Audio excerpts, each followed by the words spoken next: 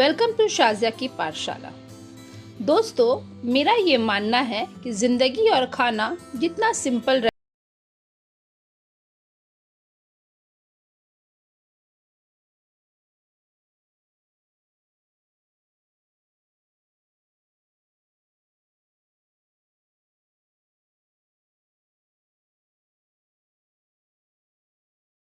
बार आप मेरे तरीके से जरूर बनाइएगा। खीर बनाने के लिए हमें सिर्फ 3 चीजों की जरूरत पड़ती है: दूध, चीनी और चावल। पर सवाल ये उठता है कि कितना दूध, कितना चीनी और कितना चावल। तो आज मैं आप सभी को एक परफेक्ट मेजरमेंट के साथ कैरेमल खीर बनाने के लिए सिखाऊंगी। फ्रेंड्स, खीर बनाने के लिए हमें बासमती राइस यूज नहीं करना चाहिए।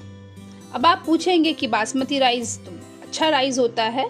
जी हाँ, बिल्कुल अच्छा होता है, लेकिन वो खीर के लिए नहीं होता है, क्योंकि बासमती राइस जो है वो ब्रिटल राइस है। ब्रिटल यानी कि भुरभुरा चावल, और हमें अपने खीर के लिए चाहिए स्टिकी चावल। तो आप अपने खीर के लिए कोई भी शॉर्ट ग्रेन राइस जैसे कि सोना मसूरी, कोलम, और अगर आप वेस्ट बंगाल में हैं तो गोविंद भोज चावल का यूज कर सकते हैं, क्योंकि ये शॉर्ट ग्रेन राइस जो होता है बहुत ही स्टिकी चावल होता है और हमारे खीर को एक बहुत ही अच्छा रिचनेस और गाढ़ापन देता है। फ्रेंड्स, मैंने यहाँ खीर बनाने के लिए 1 लीटर दूध, 200 ग्राम्स ऑफ शुगर और 50 ग्राम से 60 ग्राम तक मैं चावल ली हूँ।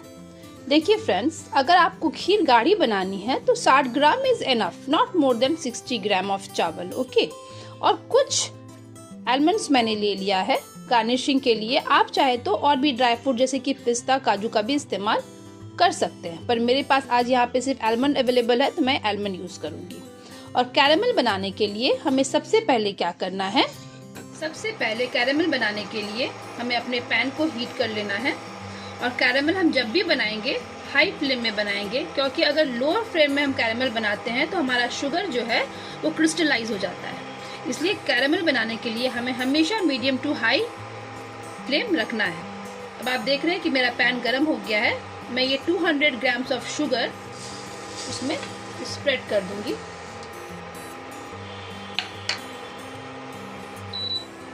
अब ये धीरे धीरे करके मुश्किल 3 से 4 मिनट का टाइम लगता है शुगर को मेल्ट होने में, कैरेमलाइज होने में। वो आप अभी देखिए कि किस तरह से मैं कर रही हूँ। अब आप देख रहे हैं कि 1 मिनट हुआ है और हमारा जो चीनी है वो पिघलना शुरू हो चुका है। तो मुझे कॉन्स्टेंटली इसी तरह से चलाना पड़ेगा। अगर हम नहीं चलाएंगे तो क्या होगा कि हमारा शुगर जो है वो जल जाएगा। और बहुत ही ध्यान से बनाना है कि अगर हमारा कैरेमल जो है अगर ज़्यादा गाढ़ा या डार्क कलर का हो जाता है तो वो कड़वा हो जाएगा। तो बहुत ही एहतियात से इस तरह से हमें शुगर को चलाते ही रहना है। फ्लेम हमें अभी हाई रखना है, लो नहीं करना है।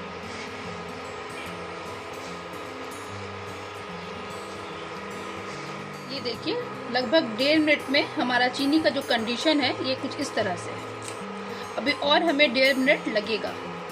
हार्डली मुझे 3 से 4 मिनट का टाइम लगता है 200 ग्राम शुगर को कैरेमलाइज करने के लिए। और जब तक कि हमारा ये पूरा शुगर जितना भी आपको अभी दानादार नजर आ रहा है, ये जब तक पूरी तरह से मेल्ट नहीं हो जाता है तब तक हमें इसे चलाते रहना है। इस स्टेज पे तो बिल्कुल ही एकदम ध्यान से चलाना है, क्योंकि थोड़ी सी लापरवाही की वजह से हमारा कैरेमल जो है वो जल सकता है। सो बी केयरफुल और कॉन्स्टेंटली चलाते रहें। अब देख रहे हैं कि किस तरह से धीरे धीरे हमारा जो शुगर का है वो कलर जो है चेंज हो रहा है। बस हमें यही तरह का कलर चाहिए।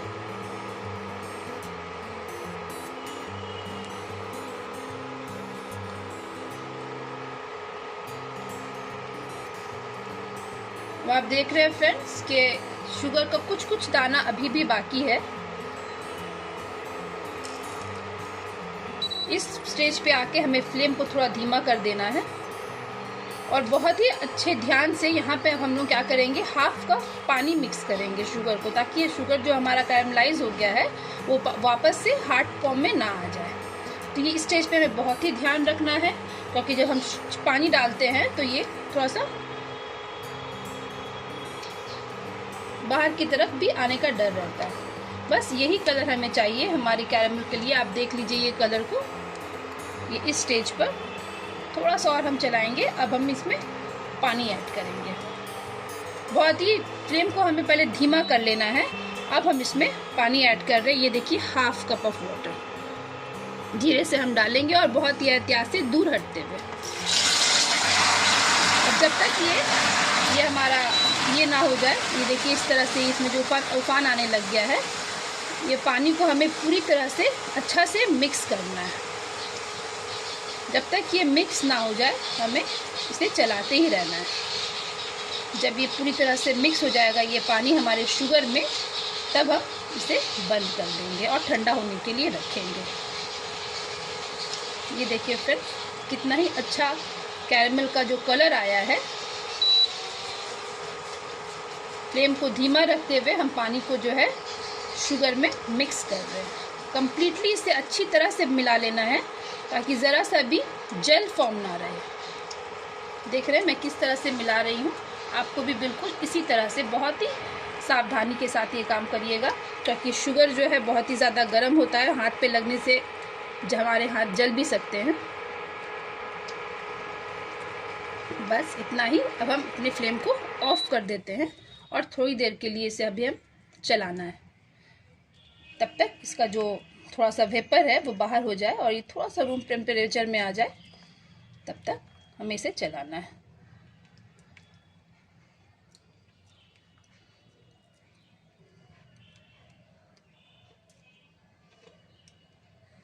ये देखिए फ्रेंड्स, ये हमारा कैरेमल सॉस बनके बिल्कुल तैयार है।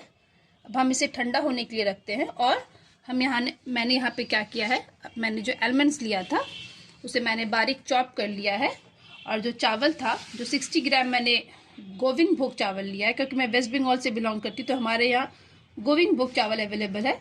इसे मैंने सोक कर दिया है फॉर 20 मिनट्स। अब हम अपने कैरेमल तो हमारा बन चुका है। अब हम अपने दूध को बॉईल करेंगे। तो हम खीर बनाने के लिए 1 किलो दूध का यूज़ कर रहे हैं। 1 लीटर मिल्क मैं यहाँ पे पैन में डाल रही हूँ।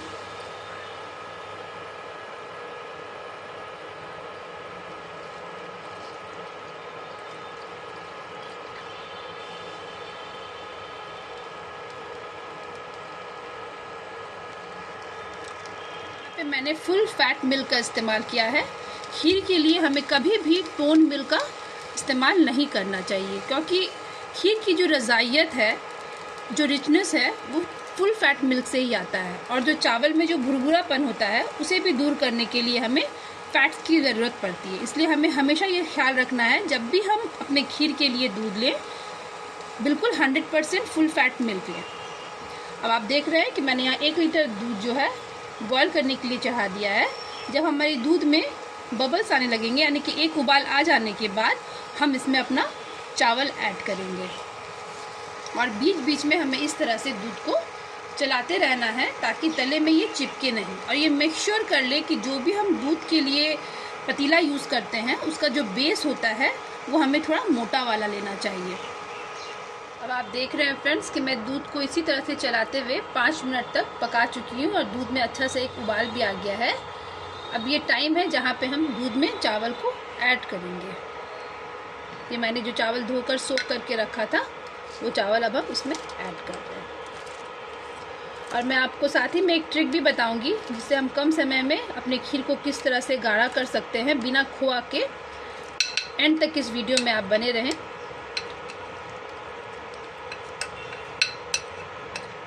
अच्छी तरह से पूरा चावल हमें इसमें डाल लेना है।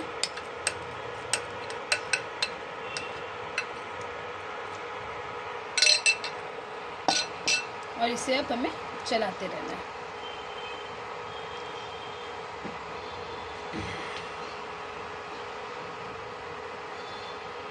जब तक हमारा चावल गल नहीं जाता, हमें जब भी खीर में एक हमेशा याद रखिएगा, हमें जब भी मीठा ऐड करना है, यानी कि कैरेमल ऐड करना है या शुगर वाला खीर आप बनाते हो, प्लेन खीर बनाते हो, जब तक हमारा चावल अच्छी तरह से मुकम्मल गल ना जाए तब तक हमें मीठा नहीं ऐड करना है, शुगर नहीं ऐड करना है। खीर में अगर चावल को बाइट करना पड़े तो मज़ा नहीं आता है। तो इसे हम ख्याल रखें कि जब तक हमारा चावल अच्छी तरह से पक ना जाए हमें इसमें चीनी नहीं ऐड करना है। हमें इसी तरह से अपने चावल को चलाना है और पकाना है। इस तरह से आप देख रहे हैं कि हमारा खीर जो है पक रहा है, और साइड में जो भी ये दूध हमारा जमा हो जाता है उसे हम इस तरीके से स्क्रैप करते हुए बीच में दूध से मिला देंगे। और ये टाइम में फ्रेंड्स आपको हमारा वो ट्रिक बताने का जो मैंने आपको कहा था, इस स्टेज पे जब हमारा चावल जो है 80% कुक हो गया है, हम थोड़ा सा चावल और दूध जो है इस तरह से निकाल कर सेपरेट कर लेंगे, ज़्यादा नहीं, बस थोड़ा सा। और इसे अब हम ठंडा होने के लिए रख देंगे। ठंडा होने के बाद हम इसे पीसेंगे और पीस कर वापस से इसे हमें खीर में मिला देना है। मोस्टली जनरली लोग क्या करते हैं कि दूध में खीर को गाढ़ा करने के लिए कंडेंस मिल्क का यूज़ करते हैं।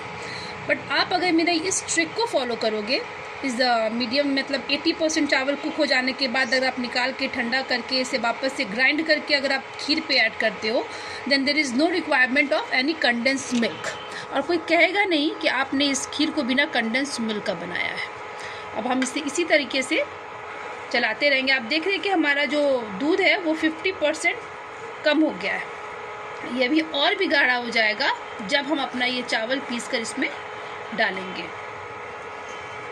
इसी तरीके से हमें चला चला कर इसे पकाना है।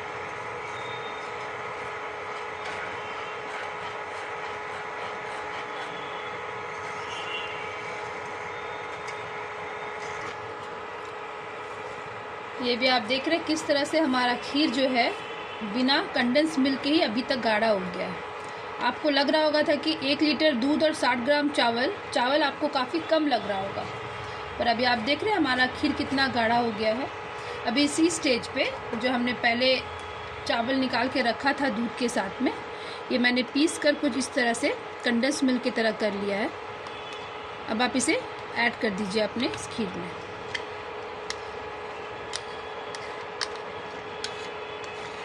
और इसे ऐड करने के कुछ देर के बाद ही आप देखेंगे, तकरीबन 1 से 2 मिनट के बाद, कि आपका खीर जो है काफ़ी पहले से गाढ़ा हो गया है।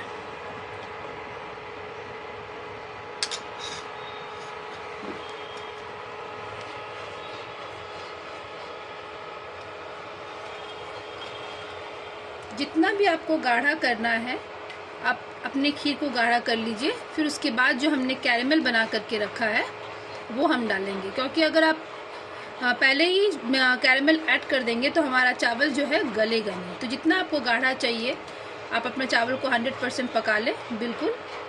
तो आप देख ही रहे हैं थोड़ी देर के बाद ही, और मुझे इसे पकाते हुए 10 से 15 मिनट अब तक टाइम लगा है। मेरा ये खीर इस पोजीशन में पहुंच चुका है और मुश्किल से मुझे 5 से 7 मिनट लगेंगे। फिर मैं कैरेमल ऐड करूँगी। और शुगर ऐड करने के बाद क्या करना है, आपको एक उबाला ज़रूर दे देना है।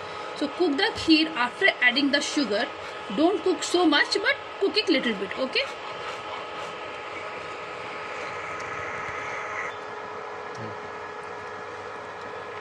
फ्रेंड्स, अब आप देख रहे हैं कि हमारा खीर जो है अच्छी तरह से गाढ़ा हो गया है, चावल भी बिल्कुल पक गया है।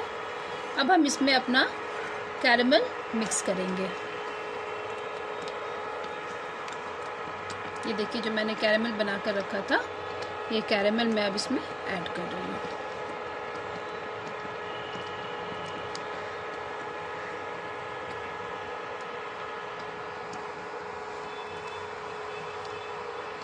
इस तरह से हमें चलाना भी है कैरेमल ऐड करने के बाद।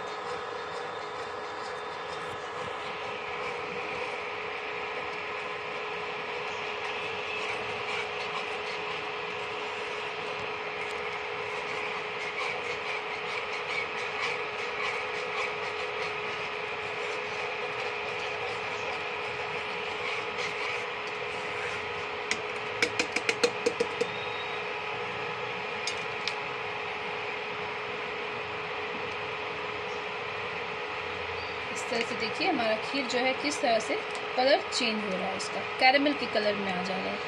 और जो ड्राई फ्रूट्स हमने जो कटिंग करके रखा था, हाफ अभी हम इसमें डालेंगे, हाफ हम गार्निशिंग के टाइम में डालेंगे।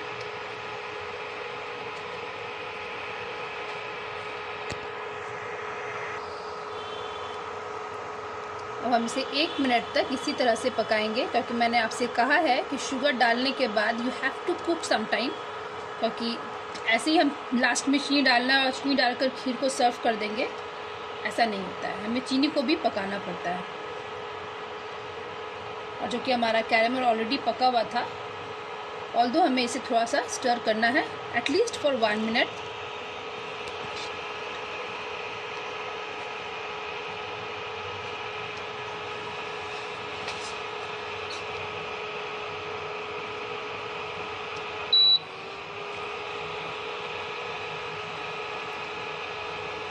इसे एक बार डेफिनेटली बनाइएगा ज़रूर, और बनाने के बाद मुझे कमेंट ज़रूर कीजिएगा कि आप लोगों को ये खीर कैसा लगा।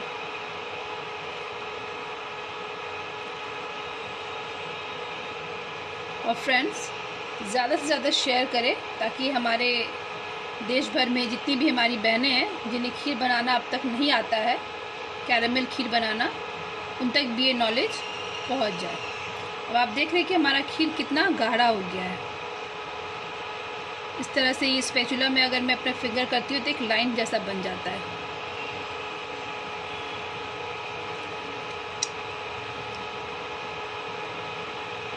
और जो ये रेशियो है, 1 लीटर दूध, 60 ग्राम ऑफ चावल, जितना चावल जस्ट उसका डबल शुगर।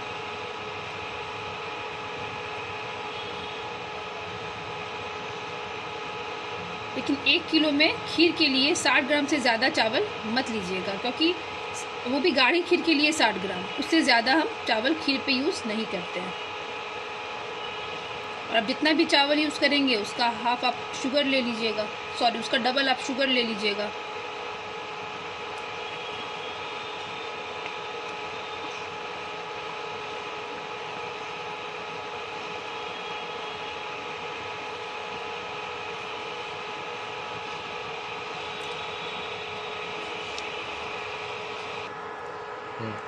ये रहा फ्रेंड्स, अब हमारा जो ये खीर है एकदम बिल्कुल परफेक्टली बन गया है। Now it's time for plating.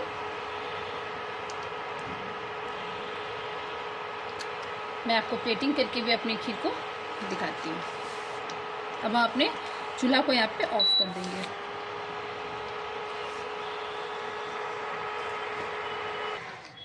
ये रहा फ्रेंड्स,